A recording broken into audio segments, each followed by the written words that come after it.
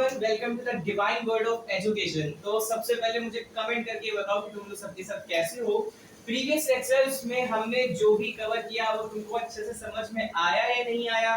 कोई भी डाउट हो तो कमेंट सेक्शन तुम लोगों के लिए खुला है, कुछ भी पूछना हो पूछ सकते हो। और हाँ, साथ ही मैं बता दूं आप लोगों को कि आज से हम लोग टेलीग्राम चैनल भी स्टार्ट कर चुके हैं। सो आपको कोई भी सब्जेक्ट के नोट्स चाहिए हो, either it is English, biology, chemistry, physics, maths, किसी भी क्लास के, so you can go through the channel, that is Telegram channel, और उसकी लिंक अभी हम इसी वीडियो में नीचे पिन कर देंगे।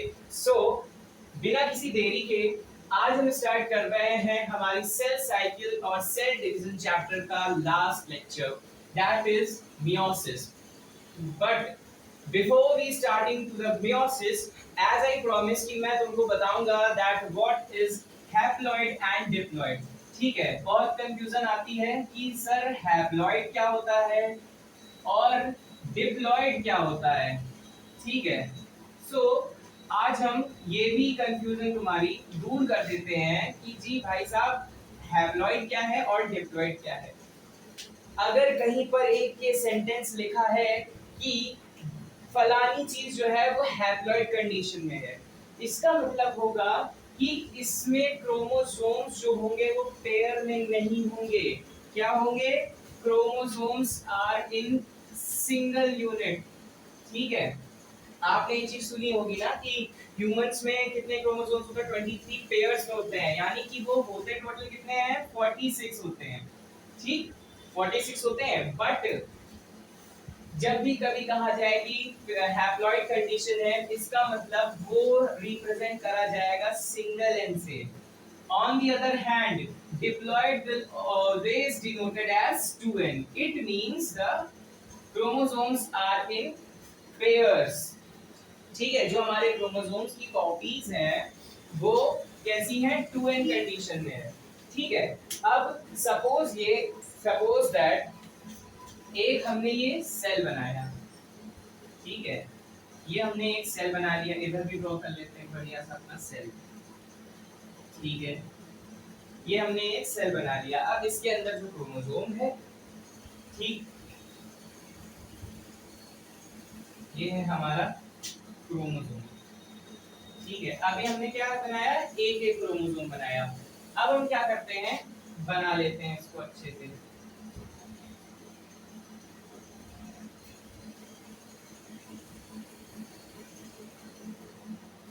ये देखिए, हमने इधर 3 बनाए हैं और इधर 4 बनाए हैं। चलो एक काम करते हैं, इधर भी 4 बना लेते हैं, तुमको कंफ्यूजन ना हो। सारी चीजें इस पे डिपेंड करती है, इट्स डिपेंड ऑन यू कि आपको समझ में कैसे आ रहा है और आपको किसी भी चीज में कंफ्यूजन नहीं हो रही। ठीक, तो अब ये देखो, सपोज दैट ये जो हमारे 4 क्रोमोसोम्स हैं, अब हम इनकी नंबरिंग करते हैं। ठीक, इसको दे दिया नंबर 1 2 3 4, इस तरफ आए, इसको दिया नंबर 1 नंबर 2 नंबर 1 नंबर 2। अब आप ये चीज देखिए कि इधर क्या है? इधर हर एक क्रोमोसोम सिंगल है सब। ठीक है, 1 2 3 4। So we can say that कि इसमें जो है n क्या है? 4 है। n क्या है? 4 है। मतलब क्रोमोसोम्स के नंबर कितने हैं? 4 है और सब सिंगल है। जब हम इधर आते हैं तो इधर भी क्रोमोसोम्स की संख्या तो 4 है, क्रोमोसोम्स की संख्या तो 4 है, लेकिन किस स्टाइल में है? 1 के भी 2 हैं और 2 के भी 2 पेयर हैं। 1 के भी 2 हैं और 2 के भी 2 हैं। So we can say that 2n is equals to 4। ये बात आई समझ में? We can say that 2n is equals to 4। अब तुम लोगों के लिए एक क्वेश्चन,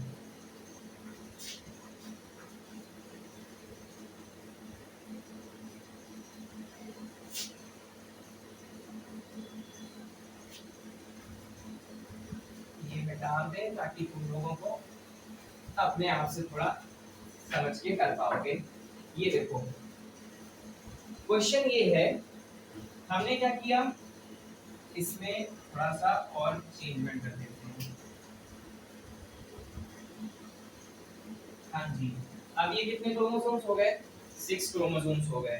ठीक, और इधर भी कर देते हैं हम थोड़े से चेंजमेंट। ठीक, अब क्या हुआ, इसकी नंबरिंग करते हैं 1 2 3 1 2 3। इसकी नंबरिंग करते हैं 1 2 3 4 5 6। अब क्वेश्चन तुम लोगों से ये है कि वीडियो को पॉज करो और ईमानदारी के साथ ये जवाब दो कि इस तरफ पूरी कंडीशन क्या होगी और इस तरफ पूरी कंडीशन क्या होगी। ठीक है, वीडियो को पॉज करो और जरा इसका जवाब दो।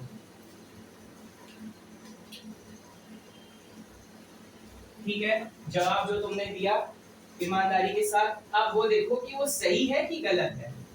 इधर मैंने क्या बताया, कितने क्रोमोसोम्स हैं इधर, 1 2 3 1 2 3। क्रोमोसोम्स तो 6 हैं। क्रोमोसोम्स कितने हैं, 6 है। लेकिन पेयर में है 1 दो बार है, 2 दो बार है, 3 2 बार है। तो यानी कि ये क्या हुआ, 2n = 6। ये कंडीशन कैसी हुई, डिप्लॉयड कंडीशन हुई। ये कंडीशन कैसी है, डिप्लॉयड कंडीशन है। ऑन द अदर हैंड 1 2 3 4 5 6, यानी कि क्रोमोसोम्स इधर भी 6 हैं लेकिन सब सिंगल हैं, इसलिए ये कंडीशन कैसी हुई हमारी, हैप्लॉइड कंडीशन हो गई। अब आपको कभी भी हैप्लॉइड और डिप्लॉइड की कंडीशन में कोई भी प्रॉब्लम नहीं आएगी। ठीक है, अगर आपने ये चीज अच्छे से सीख ली तो आगे जो भी टर्म यूज होते हैं कि हैप्लॉइड कंडीशन है या डिप्लॉइड कंडीशन है, तो उसका पूरा प्रोसीजर अब ये रहेगा।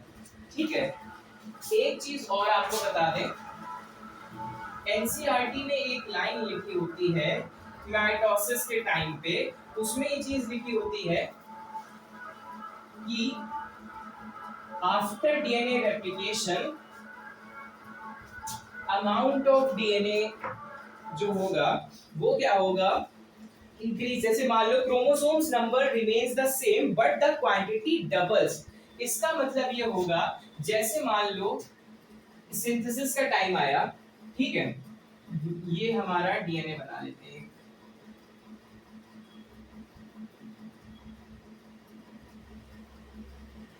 This is our DNA, double helical structure.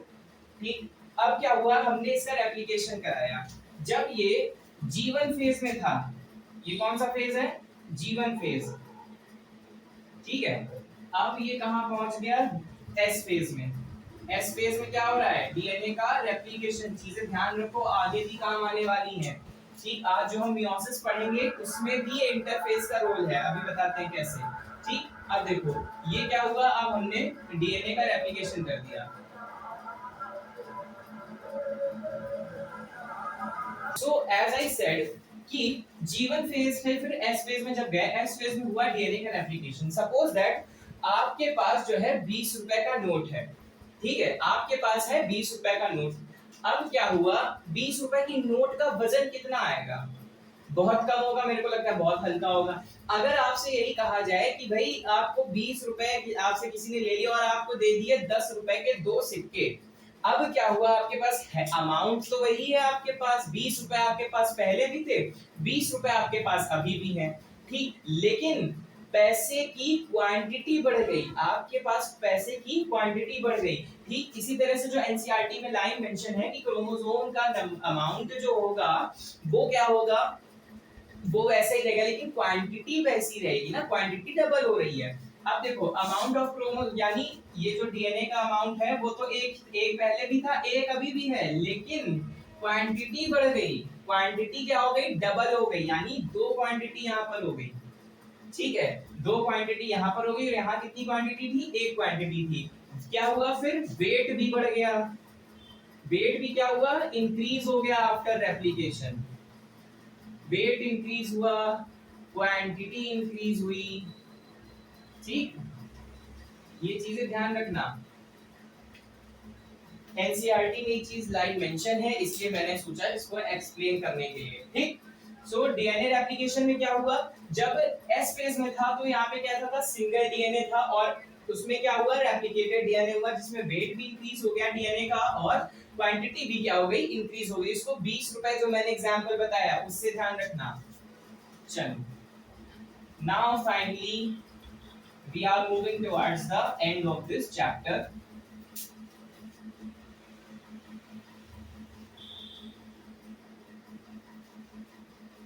Meiosis, ठीक है. As I said in the previous lecture, meiosis में किसका डिवीजन हो रहा है? तो meiosis में डिवीजन हो रहा है बेटा सेक्स सेल्स का. किसका डिवीजन हो रहा है? सेक्स सेल्स का. ये चीज ध्यान रखेंगे हम लोग, ठीक है. अब एक चीज ये देखो,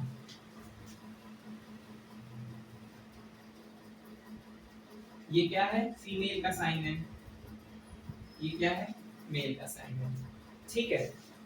हुआ क्या कि अब इधर देखना, इसमें क्या फीमेल के में क्या गैमीट होगा? हमारा ओवम. ठीक है, ये क्या है? हमारा ओवम. और मेल में क्या गैमीट होगा? हमारा स्पर्म. ठीक है, आई बात समझ में? इधर क्या नंबर आएगा? 23. इधर क्या नंबर आएगा? 23. यानी ये क्या है? हैप्लॉइड है. ठीक है, ये क्या है? हैप्लॉइड है. अब देखो इन्होंने क्या करा, इनका क्या हुआ? जब ये फर्टिलाइजेशन हुआ, फर्टिलाइजेशन हुआ तब क्या फॉर्म हुआ? Zygote. The process of fertilization we are going to study in class 12th in chapter human reproduction. So zygote formation हुआ और ये जाइगोट का नेचर कैसा होगा? डिप्लॉइड होगा. जाइगोट का नेचर कैसा होगा? डिप्लॉइड होगा. यानी ये 2n is equals to 46 chromosome. आई बात समझ में? 2n is equals to 46 chromosomes. ये चीज ध्यान रखना.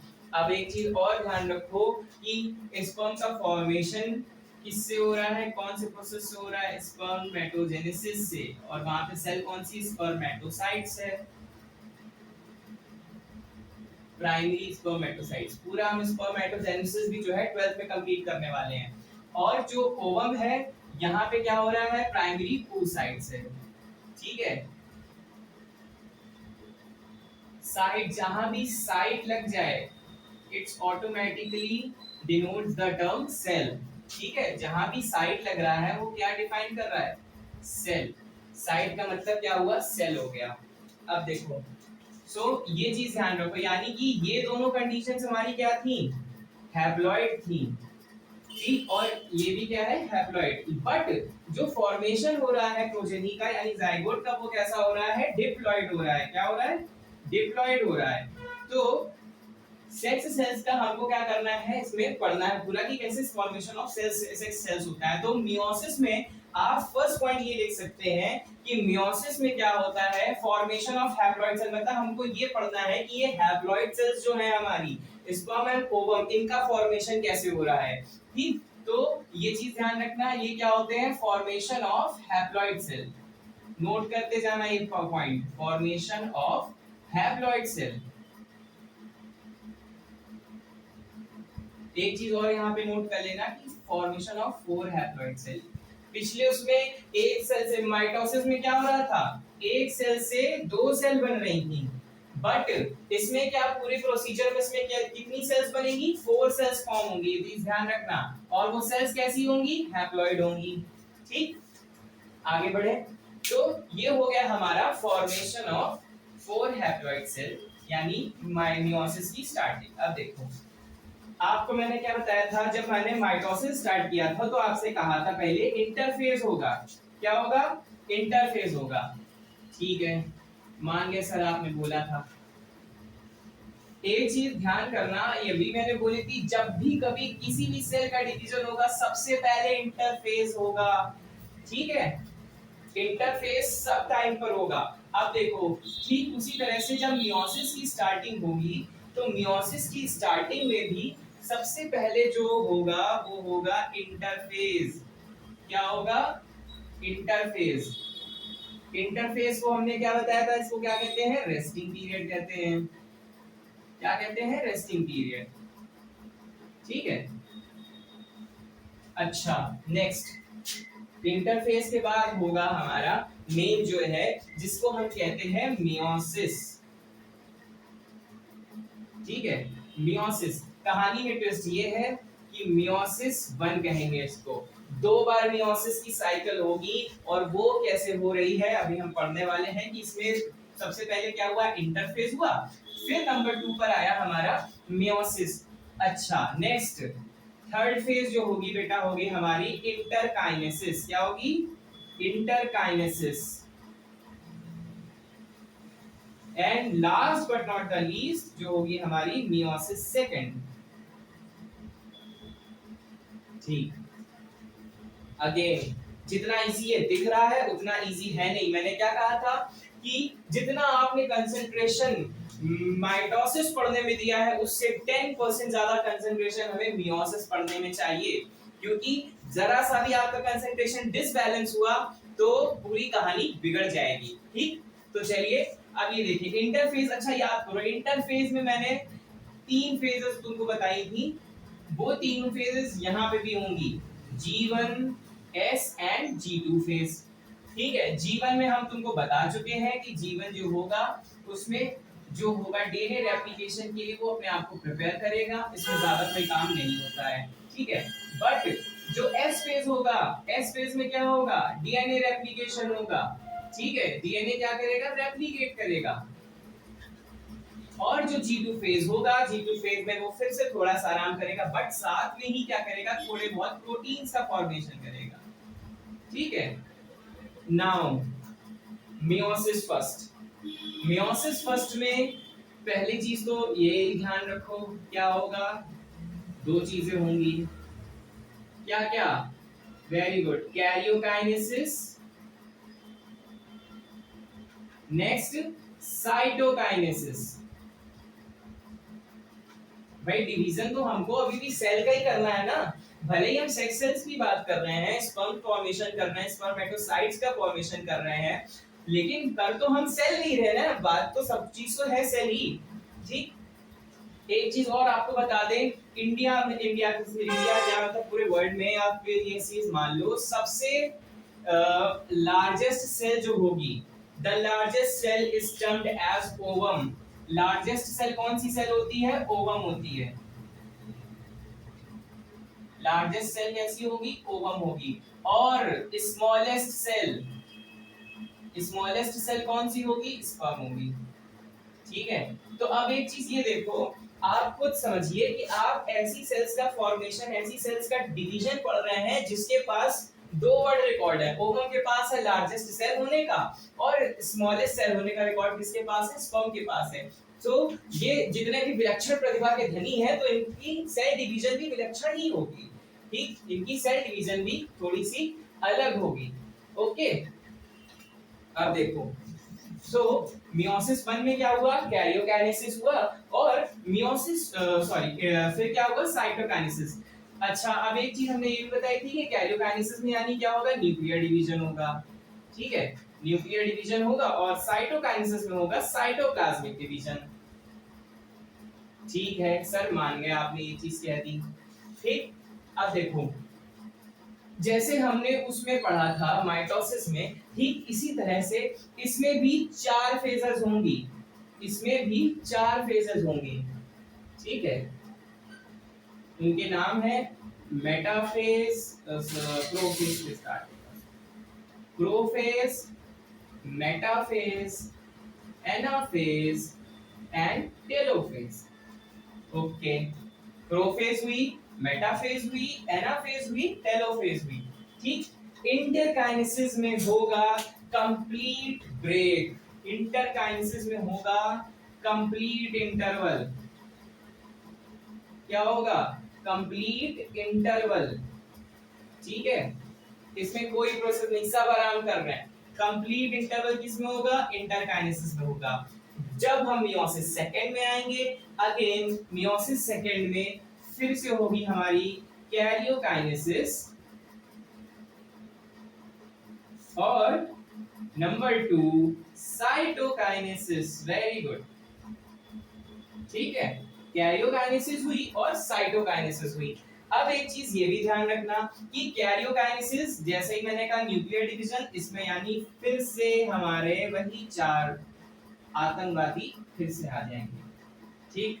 प्रोफेज, मेटाफेज, एनाफेज और टेलोफेज, ठीक है। इसमें भी यही हुआ। और साइटोकाइनेसिस में क्या हो जाएगा, साइटोप्लाज्मिक डिवीजन हो जाएगा। बहुत अच्छी बात। एक बार स्क्रीनशॉट ले लो इस चार्ट का, नोट्स भी तुमको मिल जाएंगे, ठीक। ये कौन सी हमारी फेज हो गई, इंटरफेज से स्टार्ट होगा। पूरा मियोसिस का जो प्रोसीजर होता है वो 4 स्टेजेस में होता है, interphase, meiosis 1, interkinesis and meiosis 2। I hope ये चीज आपको समझ में आ गई, क्लियर हो गई। अब हम चलते हैं अपनी कहानी पर। ये इंटरफेज हम पढ़ चुके हैं, जैसे माइटोसिस में इंटरफेज होगा, ठीक उसी तरह से मियोसिस में भी इंटरफेज कंप्लीट हो रहा है, ठीक है। तो इंटरफेज को ज्यादा विस्तृत रूप में अभी ना जाते हुए हम स्टार्ट करते हैं हमारा मियोसिस 1 से, ठीक।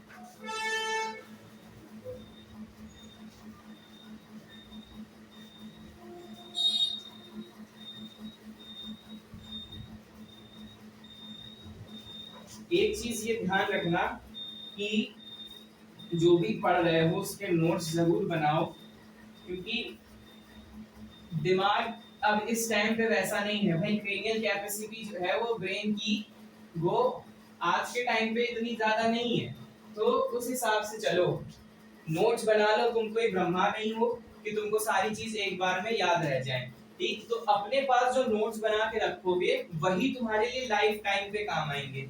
और अपने नोट्स बनाओ ज्यादा प्रेफर है, विदाउट कि ये नहीं कि तुम किसी और के नोट्स बना रहे हो, ठीक है। आप कहीं से हेल्प ले सकते हैं नोट्स में, जैसे अभी हम आपको नोट्स भेज देंगे, आप उससे हेल्प लीजिए, बट आप उसको ये नहीं कि हाँ फोन में पढ़ी है तो फोन में पीडीएफ पढ़ी है, जब तक उसको लिखोगे नहीं अपने पास। क्योंकि क्या होता है कि आप भले ही फोन से देखकर लिख रहे हो, लेकिन आपकी आंखें उसको पढ़ रही हैं, आपकी आंखें उसको देख रही हैं, और वो ब्रेन को सिग्नल भेज रही है कि भाई इसको पढ़ो, तो ब्रेन उसको पढ़ रहा है ना।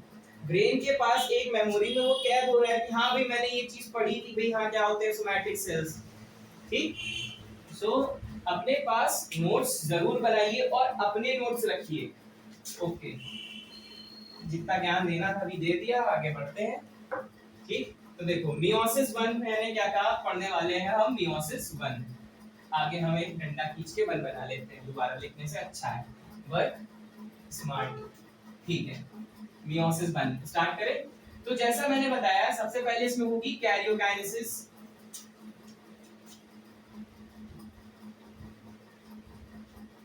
कैरियोकाइनेसिस, ठीक है। कैरियोकाइनेसिस में क्या हो रहा है, हमारा न्यूक्लियर डिवीजन हो रहा है, न्यूक्लियर डिवीजन हो रहा है, ठीक है। अब देखो न्यूक्लियर डिवीजन स्टार्ट हुआ, और हमने इसमें बताया कि इसमें कौन सी फेज आएगी, प्रोफेज आएगी, प्रोफेज 1।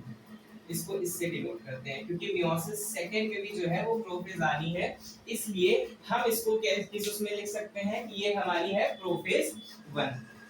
देखो अब जो होता है, सबसे पहले मियोसिस 1 के लिए समझ लो, this is the typically longer and more complex phase, ठीक है। इसके लिए ये लाइन एक एनसीईआरटी में भी मेंशन है कि that this is a typically longer, यानी ये बहुत लंबा प्रोसेस है, typically longer and more complex या कॉम्प्लिकेटेड कह लो, ठीक है। क्यों है वो तुम अभी समझ जाओगे पढ़ते पढ़ते, प्रत्यक्ष को प्रमाण क्या, ठीक। टिपिकली लॉन्गर है और मोर कॉम्प्लिकेटेड है। कैसे है चलिए समझते हैं। अब देखो प्रोफेज में भी जो है इसका और सब डिवीजन हुआ है, कहा था ना बहुत कठिन है। कठिन क्या है, आसान है, एक बार पढ़ने भर की देरी है और समझने भर की देरी है, ठीक। अब देखो प्रोफेज 1, इसको याद करने का सबसे अच्छा तरीका, लाओ जरा पैसे दे दो, ठीक। इसको याद करने का सबसे बढ़िया निमोनिक है लाओ जरा पैसे दे दो, ठीक। लाओ, लाओ मतलब होगा लेप्टोडीन, जेड जरा यानी जाइगोटीन, पैसे पैचिटीन दे दो, यानी ये होगा डिप्लोटीन और ये होगा डाइकाइनेसिस। ठीक है, ये ध्यान रखना है इसको। जब भी कभी तुमको पैसों की जरूरत होती है तो तुम क्या करते हो, मम्मी से पैसे मांगते हो। ठीक है, तो मम्मी को रिप्रेजेंट कर लो एम से। यही सब निमोनिक्स होते हैं याद करने की इन सारी चीजों को। ठीक है, मम्मी को रिप्रेजेंट कर लो एम से कि मम्मी लाओ जरा पैसे दे दो। ठीक, कैसे हो गया, लाओ जरा पैसे दे दो। इसको लिख लो ना याद हो तो, लाओ। ठीक, जेड फॉर जरा, पी फॉर पैसे, एंड दे, ये तो उसमें लिखा ही हुआ है, दे दो। So these are the all 5 stages of prophase 1। Prophase 1 यानी leptotene, zygotene, pachytene, diplotene and diakinesis. अब देखो, कहानी की शुरुआत ये होती है कि लैप्टोटीन जब हम स्टार्ट कर रहे हैं तो लैप्टोटीन में जो है, सबसे पहले तो ये चीज ये ध्यान रखो, हम जरा आज सेल पहले बना ले। ठीक है, हम लोगों को 5 स्टेजेस दिखानी है, तो आज हमने क्या करें सर, पहले हमने 5 सेल की बना ली है। ठीक, ओके, ये हमारे 5 सेल बन गए। अब ये चीज ध्यान करो, सेल में मैंने तुम्हें बताया था कि क्या प्रेजेंट होगा, ये तो हो गई हमारी सेल की जो लेयर है। अब इसके अंदर प्रेजेंट होगी हमारी न्यूक्लियर लेयर, न्यूक्लियर एनवेलप। ठीक है, बना देते हैं।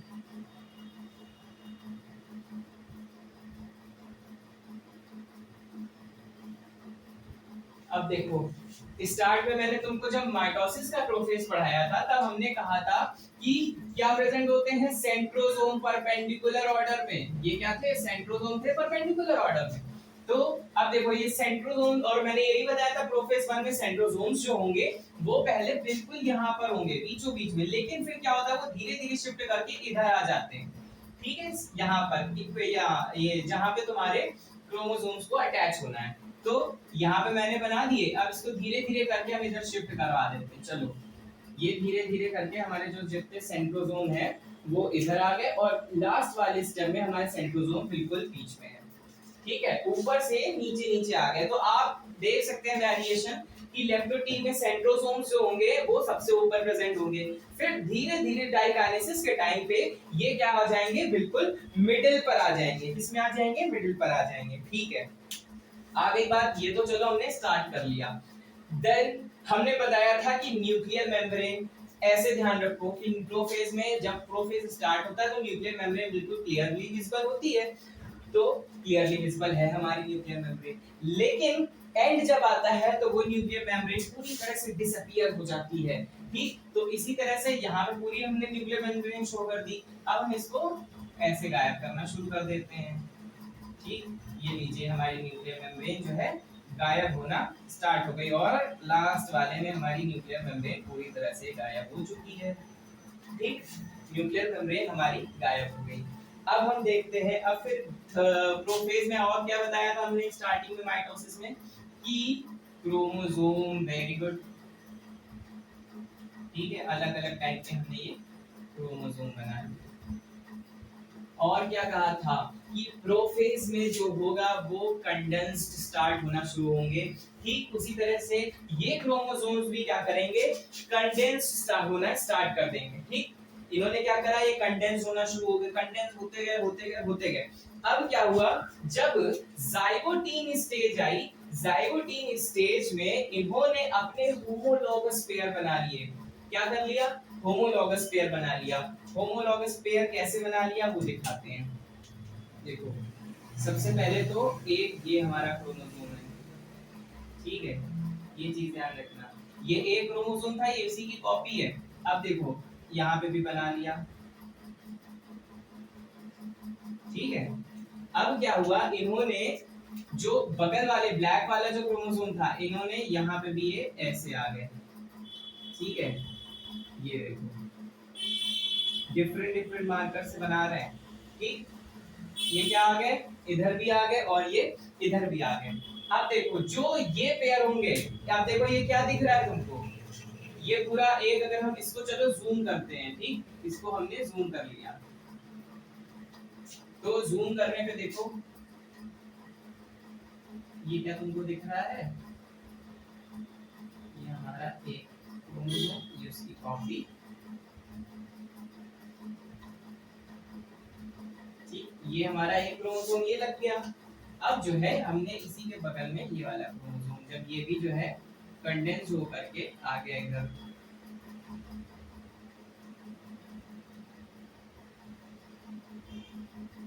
वेरी गुड, ये देखिए ये हमारे दो क्रोमोसोम आ गए, ठीक। अब क्या होगा, जाइगोटीन की स्टेज में जो भी चीजें हैं, देखो इनको क्या कहेंगे, सिस्टर क्रोमैटिड्स कहेंगे। ये क्या है, हमारी सिस्टर क्रोमैटिड्स हैं, ये क्या है, हमारी सिस्टर क्रोमैटिड्स हैं। इसको क्या कहेंगे, homologous pair of chromosome, homologous chromosome, ठीक है। ये क्या है, हमारी सिस्टर क्रोमैटिड है, इनको क्या कहेंगे हम, होमोलॉगस क्रोमोसोम। अब देखो ये होमोलॉगस क्रोमोसोम तुमको किस फॉर्म में दिख रहे हैं, अगर हम इसको, जब हम इस पूरे को एक मानते हैं, ये मतलब सिस्टर क्रोमैटिड, दो सिस्टर क्रोमैटिड्स हैं, ये एक सिस्टर क्रोमैटिड, ये दो सिस्टर क्रोमैटिड, तो ये दो है, तो ये क्या हो जाएंगी, बाईवैलेंट हो जाएंगी, ये क्या हो जाएंगी, बाईवैलेंट हो जाएंगी। लेकिन ये क्रोमोसोम्स के जो ये चार क्रोमोसोम है, 1 2 3 4, इनको क्या कहेंगे हम, टेट्राड कहेंगे, ठीक है, इनको क्या कहेंगे, टेट्राड कहेंगे। प्रीफिक्स ध्यान रखना, ठीक, बाई मतलब टू, और ट्राई हो जाता तो ये तीन होते, टेट्राड है, टेट्रा मतलब four, so there are four, they are four in numbers, तो ये हमारा क्रोमोसोम कैसा हो गया, टेट्राड हो गया। जाइगोटीन में ही क्या होता है, इसके बीच में ये नेटवर्क बनना स्टार्ट हो जाता है, ये चीज ध्यान रखना, ये देखो ये नेटवर्क बनता है, और इसमें तो थोड़ा सा कम होता है, ये चीज ध्यान रखना, इसमें थोड़ा सा कम होगा, लेकिन यही चीज पैचिटीन में किस तरह से निकल करके आता है उसको देखते हैं सामने। ये होमोलॉगस पेयर ऑफ क्रोमोसोम हो गए। अब देखो पैचिटीन, ये हमारी हो गई लेप्टोटीन, लेप्टोटीन स्टेज है, ये है हमारी जाइगोटीन स्टेज। अब ये है हमारी पैचिटीन स्टेज, ठीक, पैचिटीन स्टेज में क्या होगा, ये जो कॉम्प्लेक्स, इसको नाम देते हैं साइनेप्टोनोमल कॉम्प्लेक्स, ये क्या है, साइनेप्टोनोमल कॉम्प्लेक्स। एक चीज ये देखो, कभी आपने किसी मजदूर को मकान बनाते हुए देखा है, वो क्या करेगा, उसने एक ईंट रखी, ईंट के ऊपर फिर वो क्या करेगा, लेप लगाएगा, ठीक, उसके ऊपर फिर एक ईंट रख देगा, ठीक, तो इसी तरह से जो दो ये सिस्टर क्रोमैटिड्स के बीच में जो एक लेप टाइप का लग रहा है, सीमेंटम टाइप का लग रहा है, उसको हम कहते हैं साइनेप्टोनोमल कॉम्प्लेक्स। क्या है ये, साइनेप्टोनोमल कॉम्प्लेक्स है, ठीक। देखो फिर इधर देखते हैं, इसी तरह से यहाँ पे भी हो जाएगा,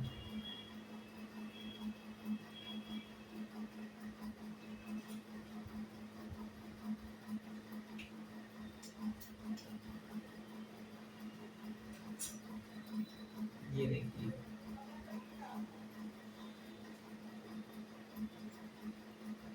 अब क्या होगा, ये जो हमारा साइनेप्टोनोमल कॉम्प्लेक्स है, ये एक स्पेसिफिक जगह पर, स्पेसिफिक पॉइंट पे ये क्या फॉर्म कर लेगा, एक रिकॉम्बिनेशन ट्यूब्यूल फॉर्म कर लेगा। ये देखो यहाँ पर बना देते हैं ब्लैक पेंसिल, इस जगह पे बना लेगा ये रिकॉम्बिनेशन ट्यूब्यूल। रिकॉम्बिनेशन ट्यूब्यूल किस में बन रहा है, पैचिटीन में, ठीक, ये डॉट टाइप का जो है, ये है हमारा रिकॉम्बिनेशन ट्यूब्यूल,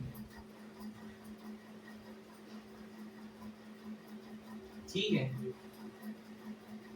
क्या काम है इस रिकॉम्बिनेशन ट्यूब्यूल का, रिकॉम्बिनेशन ट्यूब्यूल का मतलब ये है कि जब ये रिकॉम्बिनेशन ट्यूब्यूल फॉर्म होगा, अब जो हमारे क्रोमोसोम्स हैं आपस में, वो क्रॉस करने की कंडीशन में आ रहे, कंडीशन में आ रहे हैं ऐसे, ठीक है। यानी कि suppose that this is our chromosome, एक क्रोमोसोम जरा बना लेते हैं,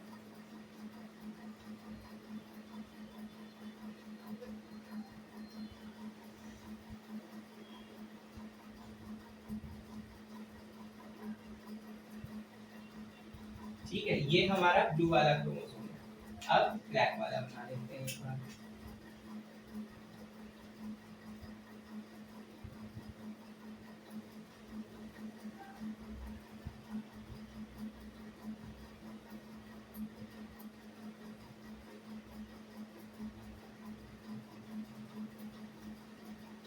ओके, ध्यान से देख लो, ये कौन सा आर्म है, पी आर्म, ये कौन सा आर्म है, क्यू आर्म, बीच में क्या है, सेंट्रोमियर, क्या है ये, सेंट्रोमियर है। ठीक है, अब देखो क्या देखा तुमने कि ये जो क्रोमोसोम्स हैं ये इतने पास आ गए हैं कि ये जो अपोजिट सिस्टर क्रोमैटिड्स हैं ये आपस में, ये क्या है, एक वाला हम जो है वो क्या है, सिस्टर क्रोमैटिड, तो ये अपोजिट सिस्टर क्रोमैटिड्स क्या कर रही हैं, आपस में क्रॉस कर गई। ठीक है, ये क्या कर गई, क्रॉस कर गई। इसको, इस प्रोसीजर का नाम होता है क्रॉसिंग ओवर। तुम लोगों ने 10th में पढ़ा होगा क्रॉसिंग ओवर के बारे में। ठीक है, so this is known as crossing over. तो जो हमारी क्रोमोसोम्स है वो आपस में क्या कर गई, क्रॉस कर गई बेटा। ठीक, तो ये क्या हो गया, तो ये पूरा प्रोसीजर किस में हो रहा है, पैचिटीन में हो रहा है। पैचिटीन में इनका क्रॉसिंग ओवर देखने को मिल गया। अब जब ये पूरा क्रॉसिंग ओवर आ गया तो क्या होगा, जो जीन्स होंगे वो भी आपस में मिक्स हो जाएंगे। तो इस तरह से जो हमारा नेक्स्ट डायग्राम होगा उसमें कुछ इस तरह से ये सामने आएगा। देखो कैसे,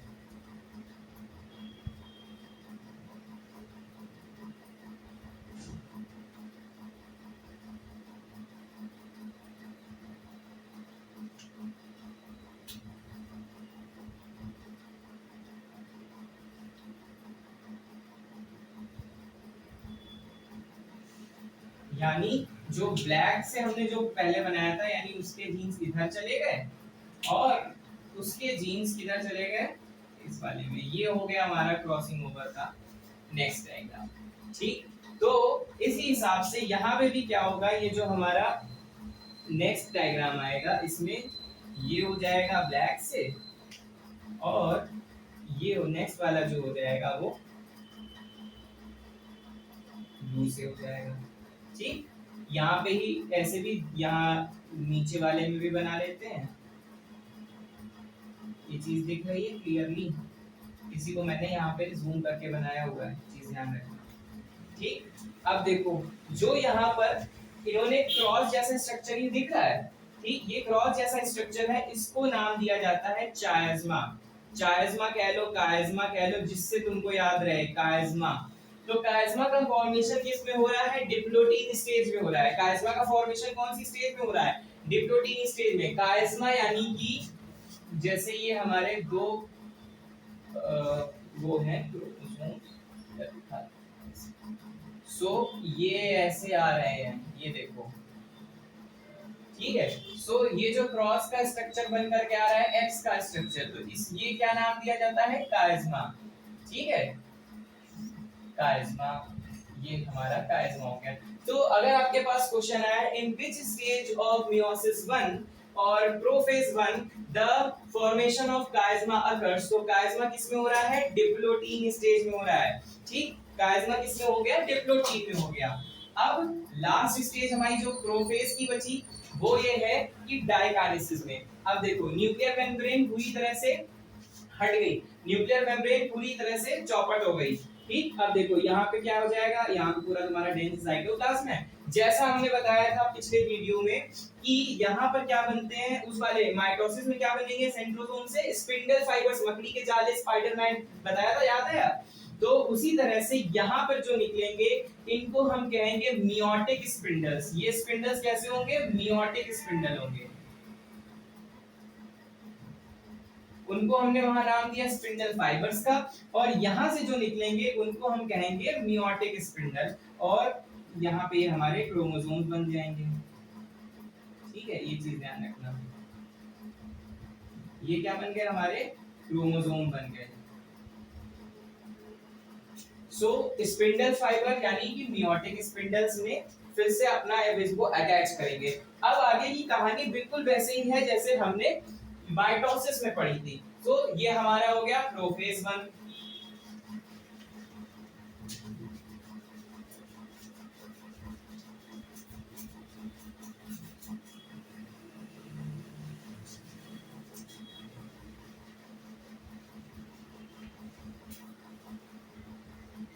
ये हो गया हमारा प्रोफेज 1। अब देखो प्रोफेज 1 के बाद कौन सी फेज आएगी, मेटाफेज।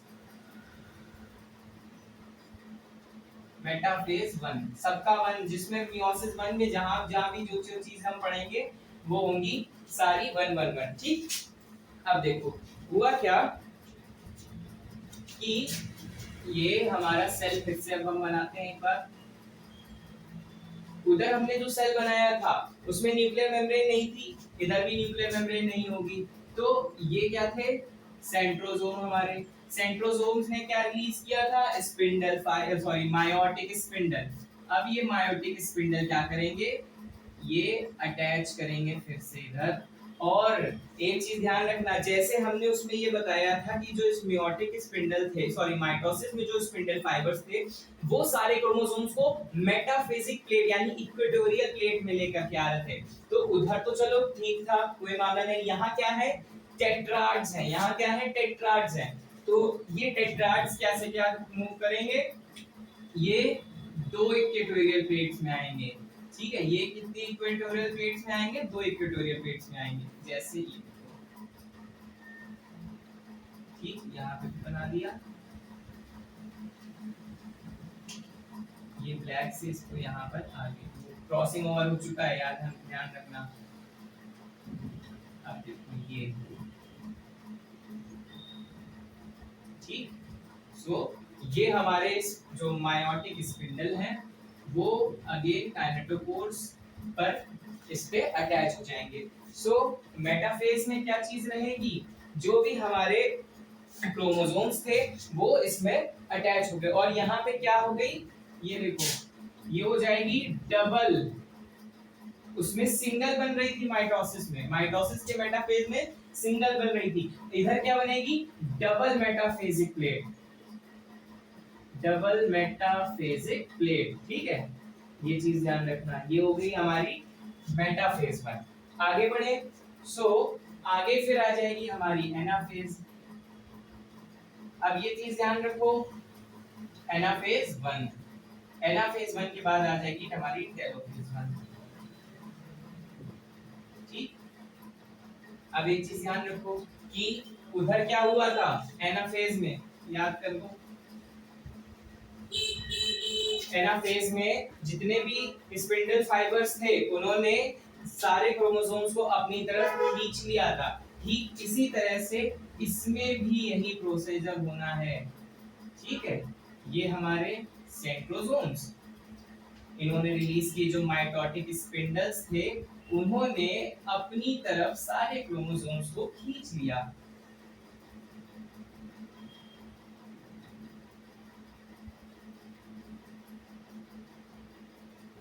ये देखो,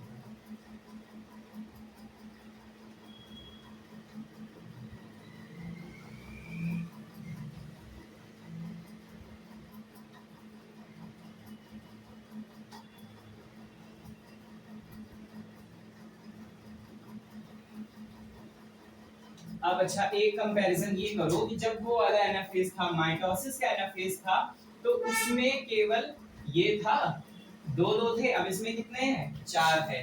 ठीक, सो ये हो गई हमारी एनाफेज। इन्होंने क्या किया, माइटोटिक स्पिंडल्स ने अपनी तरफ इनको बुला लिया कि भाई तुम बहुत देर हो गई वहां, उतनी देर से मटर गश्ती कर रहे हो, चलो सीधे मेरे पास आ जाओ। मम्मी जैसे कान पकड़ के जब तुम ज्यादा शैतानी करते हो खींच के लेके जाती हैं, ठीक उसी तरह से माइटोटिक स्पिंडल जो होंगे वो क्या करेंगे, जितने भी क्रोमोसोम्स बाहर थे उनको कहेंगे चलो सीधे आओ, तुम्हारा काम खत्म, अब तुमको सीधे डिवाइड होना है आगे।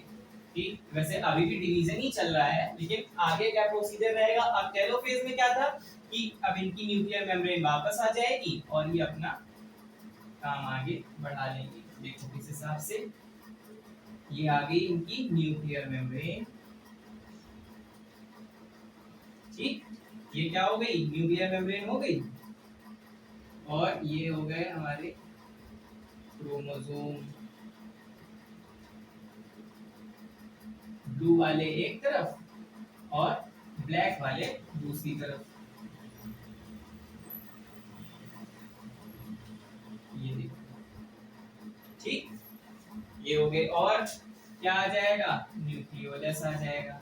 न्यूक्लियर मेम्ब्रेन आ गई, न्यूक्लियोलस आ गए। ठीक, अब देखो इनको हम कह देंगे डॉटर सेल्स। ये क्या हो जाएंगी हमारी डॉटर सेल्स या डायड सेल्स कह लो, डायड सेल्स, यानी दो सेल का फॉर्मेशन ये इस तरह से हुआ, तो ये क्या हो गई हमारी डायड सेल्स। अब देखो नेक्स्ट जो प्रोसीजर आएगा वो हो जाएगा हमारा साइटोकाइनेसिस 1। साइटोकाइनेसिस 1, ठीक है सर, मान लिया साइटोकाइनेसिस 1 आ गया। साइटोकाइनेसिस 1 में यानी ये जो हमारा साइटोप्लाज्म का डिवीजन है वो होना है, तो यानी साइटोप्लाज्म का डिवीजन वैसे ही होगा जैसे उसमें हुआ था माइटोसिस में। ये हमारा सेल एनवेलप और ये हमारा न्यूक्लियर एनवेलप, और यहाँ पे ये बन गया हमारे क्रोमोसोम्स। ठीक,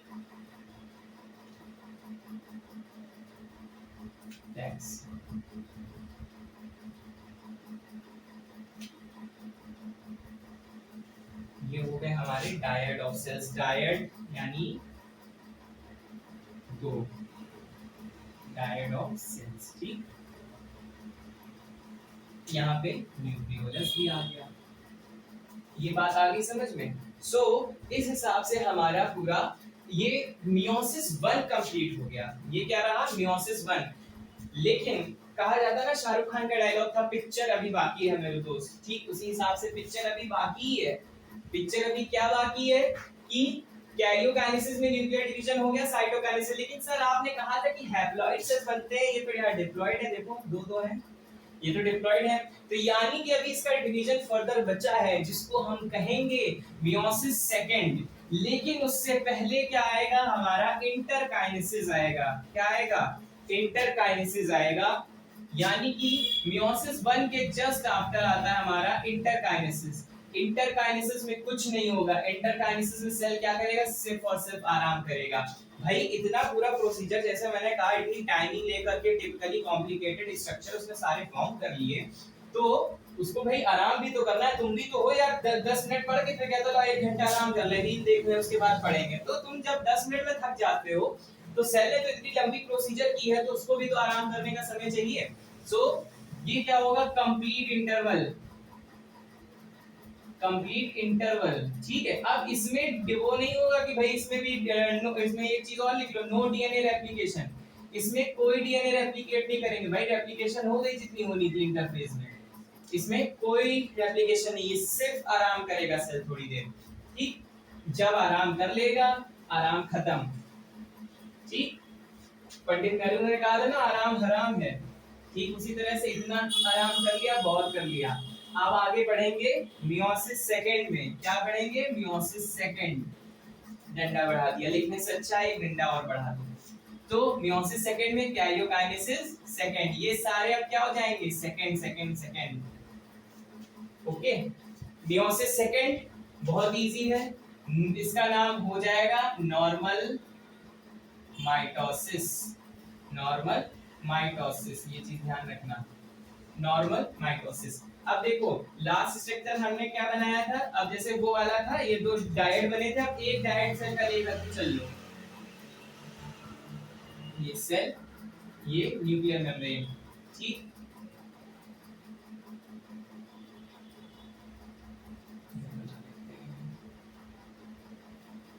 देखो अब एक सेल को लेकर के चल लो। ठीक, सबसे पहले आएगी प्रोफेज 1, प्रोफेज फर्स्ट। इसमें आप कोई फर्दर फेजेस नहीं, लेप्टोटीन वगैरह कुछ नहीं।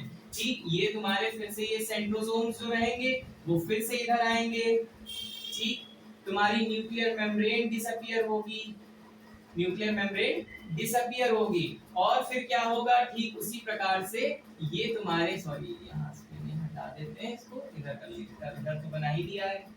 ठीक, ये फिर से अटैच होंगे, ये देखो।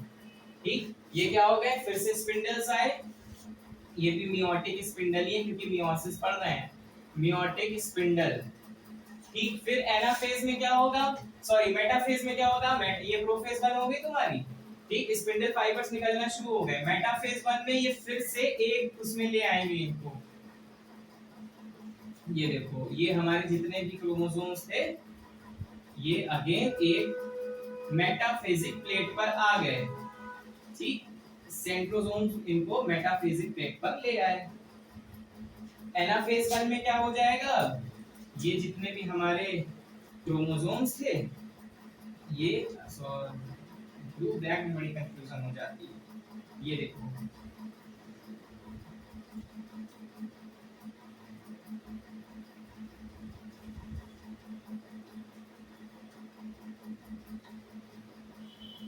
ये तो ये एनाफेज जो है स्पिंडल फाइबर्स ने अपनी तरफ बुलाना शुरू कर दिया।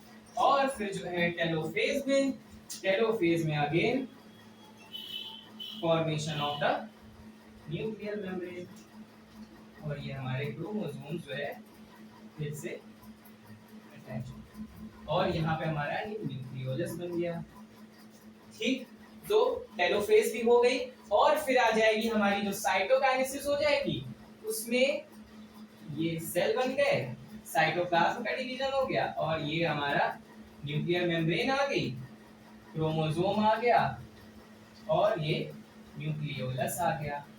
ठीक इसी तरह से जैसे ये ब्लू वाला जो हमने बनाया, ठीक इसी तरह से दूसरा जो डायट का दूसरा वाला सेल बना था, उसका फॉर्मेशन हो जाएगा। सो ये हो गई हमारी प्रोफेज 1, ये हो गई हमारी मेटाफेज 1, सॉरी मेटाफेज सेकंड, ये सब सेकंड है, prophase second, metaphase second, anaphase second, telophase second, cytokinesis second, ठीक। So this is how our whole cell division of sex cells is completed. सबसे पहले मियोसिस, सबसे पहले इंटरफेज आएगी, इंटरफेज के बाद तुम्हारा वही डीएनए रेप्लिकेशन हुआ इस फेज में, फिर G2 फेज आई, फिर तुम्हारी आई मियोसिस 1, मियोसिस 1 में तुम्हारी पहले कैरियोकाइनेसिस 1, फिर कैरियोकाइनेसिस 1 में तुम्हारा प्रोफेज 1, प्रोफेज 1 में तुम्हारे 5 लाओ जरा पैसे दे दो, यानी leptotene, zygotene, pachytene, diplotene and diakinesis. फिर मेटाफेज 1, फिर एनाफेज 1, फिर टेलोफेज 1, फिर साइटोकाइनेसिस 1, उसके बाद इंटरकाइनेसिस यानी complete interval of the cells, फिर तुम्हारी आएगी मियोसिस सेकंड, मियोसिस सेकंड में भी कैरियोकाइनेसिस सेकंड, इसमें क्या हो रहा है, न्यूक्लियर डिवीजन हो रहा है, यानी प्रोफेज सेकंड, फिर मेटाफेज सेकंड, फिर एनाफेज सेकंड, फिर टेलोफेज सेकंड, फिर साइटोकाइनेसिस सेकंड। साइटोकाइनेसिस सेकंड के बाद प्रसाद लेकर के घर जाइएगा, बोलो सत्यनारायण भगवान की जय। ये हमारी पूरी कहानी कंप्लीट हो गई, और इसी के साथ हमारा जो चैप्टर था cell division and cell cycle, वो भी पूरी तरह से कंप्लीट हो गया है। किसी को कोई डाउट हो, प्लीज कमेंट सेक्शन तुम्हारे लिए ही खुला है, जैसे माता रानी का दरबार सबके लिए खुला होता है, वैसे कमेंट सेक्शन तुम्हारे लिए खुला है। ये हमारा पूरा चैप्टर आज कंप्लीट हो गया है, ठीक, और ये हमने पूरा कंप्लीट करके पढ़ दिया है, तो लिखते हैं हम इधर दी एंड, ठीक। अब हम पढ़ेंगे हमारा नेक्स्ट चैप्टर, प्लांट फिजियोलॉजी से स्टार्ट करेंगे, वो बहुत इंपॉर्टेंट चैप्टर 11th के लिए भी और नीट के लिए भी। सो आई होप सो आप सबको पूरी चैप्टर अच्छे से कंप्लीट होकर के समझ में आया होगा। जो भी आपको डाउट हो, मैं फिर से कह रहा हूँ, कमेंट सेक्शन आपके लिए खुला है, हमारा टेलीग्राम चैनल आपके लिए खुला है, कहीं पर भी जाइए, कोई भी नोट्स की तो बिल्कुल ही टेंशन नहीं लेनी है, नोट्स तुमको मिल जाएंगे, लेकिन प्रॉमिस ये करोगे अपने आप से कि वो नोट्स की हेल्प से अपने नोट्स बनाओगे, ठीक है, उस नोट्स की हेल्प से अपने नोट्स बनाओगे। जब भी कभी कुछ पढ़ने बैठा करो, मैं फिर से कह रहा हूँ कि एनसीईआरटी लेके बैठा करो सामने, एनसीईआरटी की एक एक लाइन इतनी कुछ कह जाती है कि तुमको पता नहीं चलेगा कि इसमें क्या चीज आ गई। अगर तुमने कंसंट्रेशन छोड़ दिया, अगर तुमको खेलने में दिमाग लग रहा है, पहले 1 घंटा जाओ खेल करके चले आओ, लेकिन पढ़ते टाइम अगर तुम आधे घंटे भी पढ़ रहे हो तो प्लीज कंसंट्रेशन के साथ पढ़ डालो, ठीक। ये बहुत ही इंपॉर्टेंट चैप्टर था, ये इसी चैप्टर पे हमारे आगे के जितने चैप्टर्स हैं सब डिपेंड करने वाले हैं, स्पेशली जो हम 12th क्लास में रिप्रोडक्शन पढ़ेंगे वो बहुत इंपॉर्टेंट है इसके लिए। So this is all for today guys, this is the lecture is going to be end now. आप सबको जो भी डाउट्स हो, फिर से मैं कह रहा हूँ, एक बार आप YouTube पे भी संपर्क कर सकते हैं, टेलीग्राम पे भी संपर्क कर सकते हैं। मैं हूँ आपका दोस्त कार्तिक शुक्ला, दोस्त समझो, मेंटर समझो, बड़ा भाई समझो, कुछ भी समझो।